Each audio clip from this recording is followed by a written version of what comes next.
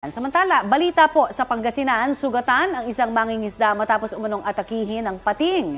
Ayon po sa Bolinao Disaster Risk Reduction and Management Council, sumaklolo sila sa isang mangingisda na nagtamo ng sugat sa kaliwang hita. Ginamot muna siya ng rescue team ng Bolinao DRRMC bago dinala sa ospital. Hindi ho nagbigay pa ng iba pang detalye ang Bolinao DRRMC tungkol sa biktima. Ang sabi lang po nila, hindi daw nangyari ang pag-atake sa baybaying sakop ng Bolinao.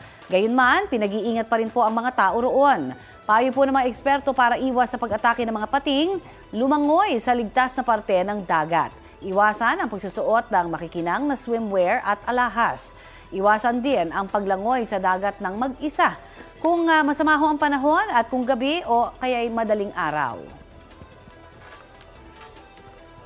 Balita ko, may tututukan kayo tuwing 11 a.m. sa GTV. Alamin ang mahalagang balita at impormasyong dapat ninyong malaman sa Balita Ko tuwing Lunes hanggang Biyernes. Mag-subscribe din po sa GMA Integrated News sa YouTube. Sa mga kapuso naman abroad, maaari po kaming masubaybayan sa GMA Pinoy TV at www.gmanews.tv.